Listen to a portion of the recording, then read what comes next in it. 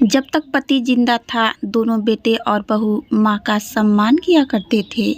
जैसे ही पति मर गया, एक पति पत्नी के जोड़े को 2 बच्चे हुए, दोनों ही बेटे। माँ बाप ने इन दोनों ही बच्चों को खूब प्यार से पाला पोसा, पढ़ाया लिखाया, बड़ा किया और इस काबिल बनाया कि यह अच्छी नौकरी कर सके, समाज में अच्छा जीवन व्यतीत कर सके।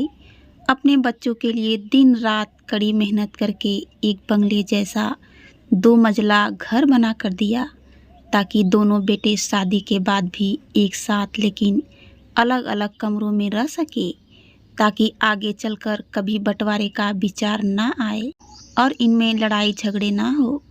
दोनों बेटों को अच्छी नौकरियां लग गई, दोनों की ही शादी हो गई। बड़ा बेटा जो घर के पहले माले पर रहता था, उसको एक बच्चा भी हुआ। पोते का मुंह देखकर दादा दादी बहुत खुश हुए।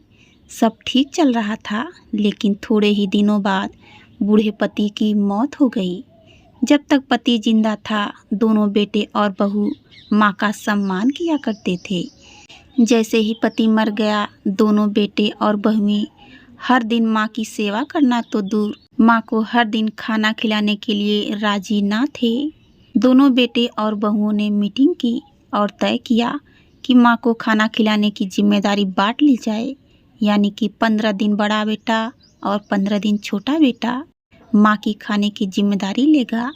जिन बेटों को बिना दिन रात देखे भूख ना होते हुए भी और मनचाहा खाना हमेशा खिलाने के लिए जो माँ तैयार रहती थी, अब उसी माँ को बेटों के यहाँ पर दिनों के हिसाब से खाना दिया जाता था।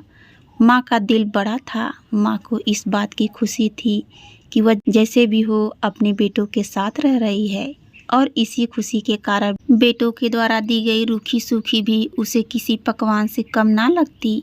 लेकिन दुर्भाग्य की बात तब हो जाती जब किसी महीने में 31वें दिन आ जाते और उस दिन एक दिन माँ को भूखा ही रहना पड़ता।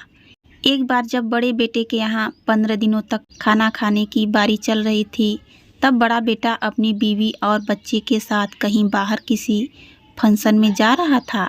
बड़ी बहू ने माँ से कहा, माँ जी आज खाना नहीं बनाया है, हम बाहर जा रहे हैं, वहीं खाएंगे, आप अपने लिए कुछ पका लेना और खा लेना। बूढ़ी माँ ने कहा, लेकिन बेटा मुझे तो गैस चलाना नहीं आता। बहू ने कहा, तो फिर ऐसा कीजिए कि पास वाले मंदिर में भंडारा लगता है, आप वहीं जाकर खा लीजिए, तो आपको गैस चलाने की ज़रूरत भी नहीं पड़ेगी। पास में ही खड़ा बेटा और पोता यह सब सुन रहे थे, लेकिन कोई कुछ ना बोला। बूढ़ी माँ को भूखा ही छोड़कर बेटा और बहू फंक्शन में निकल गए।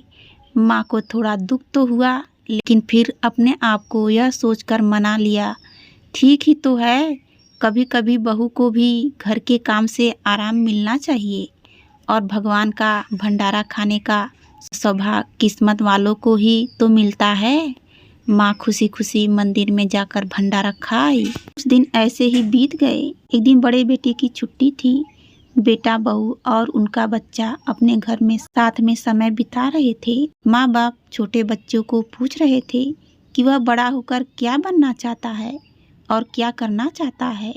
छोटे बच्चे ने बड़े ही सरल भाव से माँ बाप को उत्तर देते हुए कहा, वह बड़े होकर वकील बनना चाहता है। उसकी इच्छा घर से भी बड़ा एक घर लेने की है, लेकिन वह घर मंदिर के पास होना चाहिए। माँ बाप ने पूछा, घर के पास मंदिर क्यों होना चाहिए? तब बच्चा माँ बाप से कहा, घर के पास मंदिर इसलिए होना चाहिए ताकि जब मैं बड़ा होकर किसी फंक्शन में बाहर जाऊं तो आप दोनों को ज़्यादा तकलीफ ना हो। मंदिर नज़दीक रहेगा तो आपको ज़्यादा दूर भंडारा नहीं खाना पड़ेगा। मासूम बच्चे का ऐसा जवाब सुनकर दोनों के ही पैरों तले से ज़मीन खिसक गई। उन्हें अपनी गलतियों का एहसास अब जाकर हुआ था, जो उनके 5 साल के बेटे ने पहले ही कर लिया था। दोस्तों, दुनिया के हर माँ बाप यह सोचकर अपने बच्चों को बड़ा करते हैं, वह उनके बुढ़ापे की लाठी बनेंगे, ना कि लाठी बनकर उनके पीठ पर बरसेंगे। कर्म का चक्र निरंतर घूमता रहता है।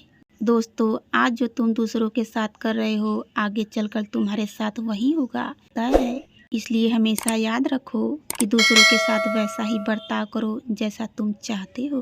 धन्यवाद।